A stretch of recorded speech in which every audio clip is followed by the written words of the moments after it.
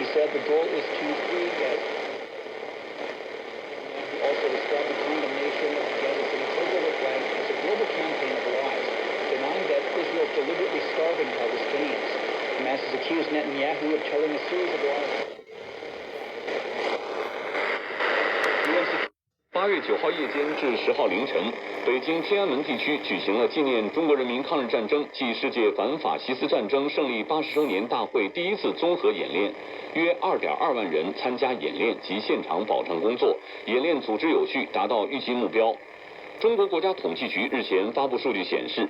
，7月份扩内需政策效应持续显现，全国居民消费价格指数 CPI 同比持平，环比由上月下降0.1%转为上涨0.4%。扣除食品和能源价格的核心 CPI 同比上涨0.8%，涨幅连续3个月扩大。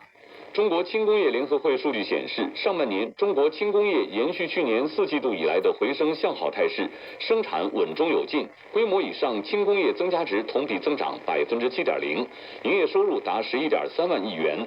今年以来，中国持续推进跨境贸易便利化，推出一系列务实举措，有力促进外贸稳量提质。记者从中国国家退役军人事务部了解到，截至目前，中国已建立了从国家、省市县、乡镇、街道到村社区的6级退役军人服务中心服务站61万多个。部分地方在退役军人相对集中的开发区、功能区、大型企业、高校等设立退役军人服务站点，全国基本形成了覆盖全域的退役军人服务保障体系。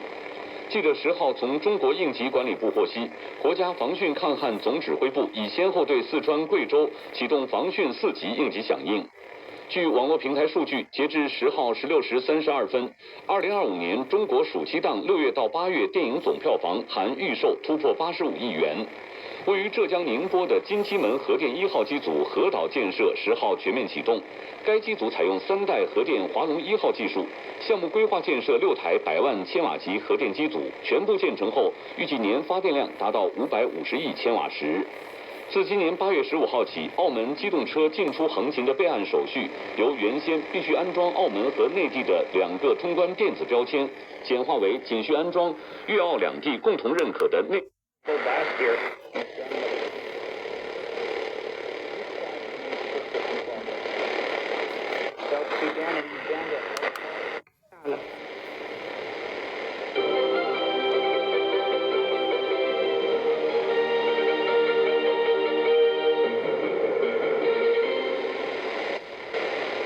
Les préparatifs des premiers Jeux mondiaux des robots humanoïdes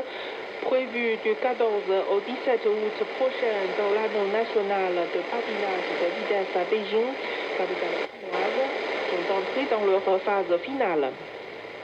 Les principaux événements des Jeux, la première compétition multisport au monde pour les robots humanoïdes, mettront à l'épreuve les compétences athlétiques et fonctionnelles des robots dans les domaines de l'athlétisme, du football, de la danse, de la manipulation de matériaux et du triage médical. Des épreuves périphériques comme le badminton, le tennis de table et le basketball mettront l'accent sur le divertissement et l'interaction avec le public. Le marché chinois des jeux vidéo a enregistré un chiffre d'affaires record de 168 milliards de yuans, environ 24 milliards de dollars au premier semestre 2025, soit une hausse de 14% par rapport à la même période l'année dernière,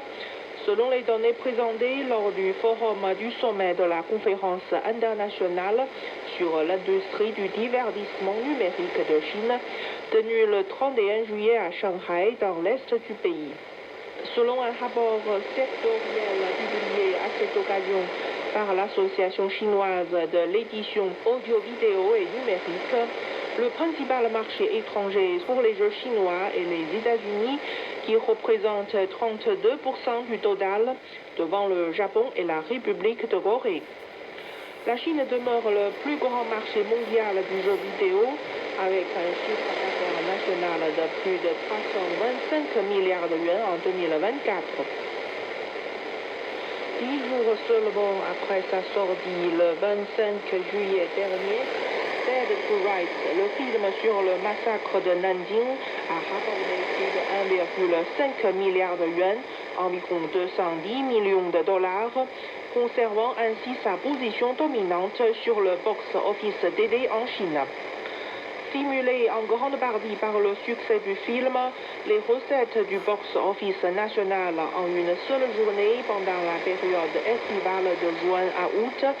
ont atteint un record de 380 millions de yuans dimanche dernier.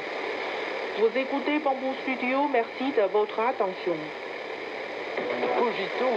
un nouvel angle pour comprendre l'actualité.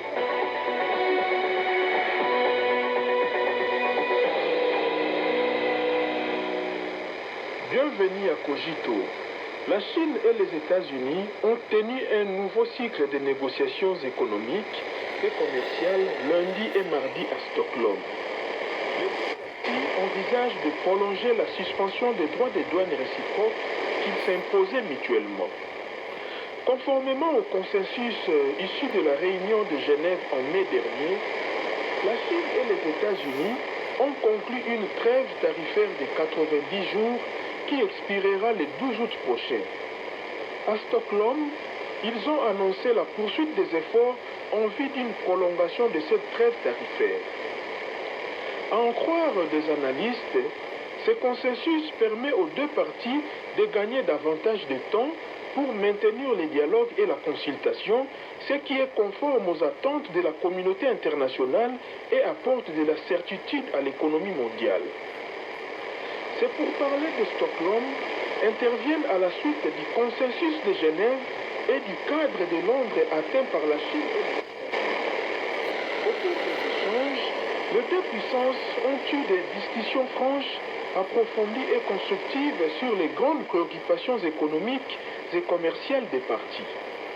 Elles ont également examiné et confirmé la mise en œuvre du consensus atteint lors des négociations économiques et commerciales de Genève,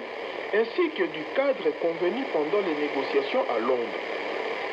Les deux parties ont souligné l'importance des relations économiques sino-américaines saines et stables pour leurs économies respectives et plus généralement du monde entier. Elles ont ensemble indiqué la nécessité de mieux valoriser le rôle du mécanisme de consultations économiques et commerciales en vue d'aboutir à davantage de résultats.